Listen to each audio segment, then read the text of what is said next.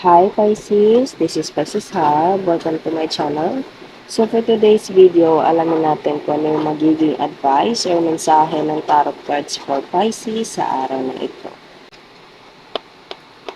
Reminder lang po Pisces na ito ay journal reading. So pwede mag-resonate, pwede hindi, okay?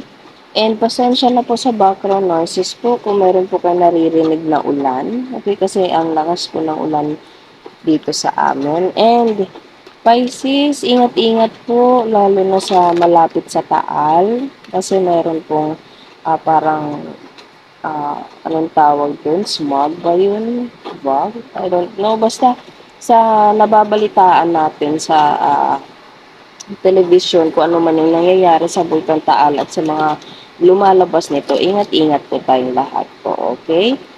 So, and Pisces, ito po ay general reading. So, kahit anong araw, buwan, o taon mo man ito napanood, as long as mag-resonate po na. Okay? So, ano po ang mensahe gabay ng tarot cards for Pisces sa araw na ito? Okay, so, may nag-flip, tatlo. Ten of Cups, Three of Swords, and the Moon. Okay.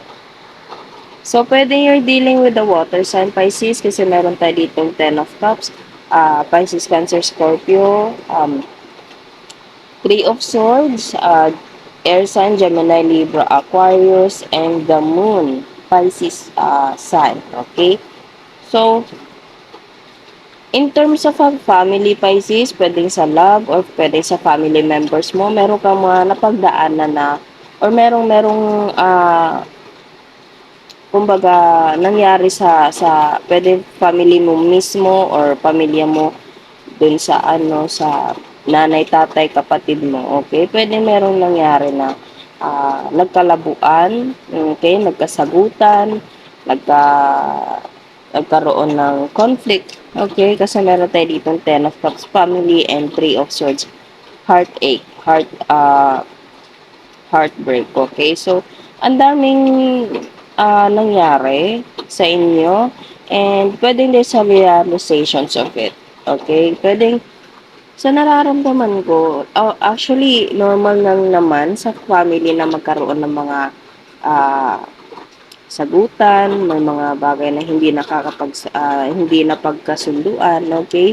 It's normal as long as at the end of the day kayo pa rin yung magkakampi, okay? And pwedeng ganito yung reading natin. It's either kapatid mo to, family member, nanay, tatay, pinsan, okay? Or tito, tita, kamag-anak, pwede din. And there's, at the end of the day, there's a realization, Pisces, the moon.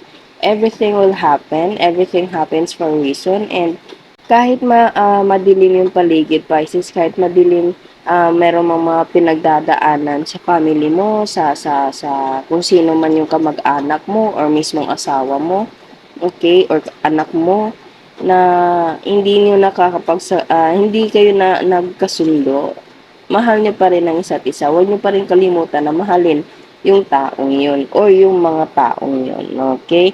Kasi you're still bond with your own blood. Okay? Magkadugo pa rin kayo and ah hindi pa rin mawawala yung pagmamahal nyo sa isa't isa. Kasi nakikita nyo, mayroon tayo 10 of Cups dito and this card represents as a happy family. Okay? So, kahit meron tayo, biglang nag-flip, yes. There's a forgiveness, Pisces. There's a parang nagkasundo or something na ah, kumbaga mareresolbahan na yung kung ano man yung nangyari sa Three of Swords na to. There's a reconciliation, there's a forgiveness. Sa nararamdaman ko sobrang, alam mo yun, pwedeng nangyari to from your past, Pisces, na parang pwedeng meron kang kamag-anak na hindi mo nakakausap ng matagal, hindi mo, kumbaga nagkaroon na kayo ng parang iba't ibang buhay, okay? Pwede ito ay pinsan mo, kapatid, tito, tita, lola, lolo, okay? Nanay, tatay, o kung sino man na mahal mo sa buhay na matagal kayong walang communication, matagal kayong walang, alam mo yun, yung kumbaga nagkaroon kayo ng magkaibang buhay, okay? There's a silent treatment to both of you, okay? Pero ito, Two of Cups, bigla siyang lumipad, bigla siyang lumabas sa ating card decks, okay? So, Two of Cups, kitang-kita nyo, nagkakapalitan sila ng cup. Ramdam mo yung pagmamahal, ramdam mo yung kapatawaran, ramdam mo yung gaan ng card na to. Okay, kasi sobrang bigat, lalo na tong si Three of Swords. Pero lumabas to si Two of Cups. So, there's a reconciliation, there's a reunion, okay, pwede din. Sobrang alam mo yun, from medyo mabigat na situation dito to sobrang magaan. Okay? So, alam mo yun, parang ah, nagkakasundo, nagkakapatawaran, nagkakausap na, okay? Pwedeng there's a reunion Pisces na magaganap and merong Two of Cups, okay? Or pwedeng itong taong to is pwedeng magre-reach out ito sa'yo and pwedeng, alam mo yun, gusto niya makipagbati, gusto niya makipag-usap, alam mo yun, parang i-connect yung bond na nasira because of Three of Swords, Pisces, okay? So, kuha tayo ng mga initials, random words, kung sino-sino or ano po yung konektado sa reading natin ngayon. Okay, so meron tayo ditong letter O, Y, H, ano pa po, meron tayo ditong N.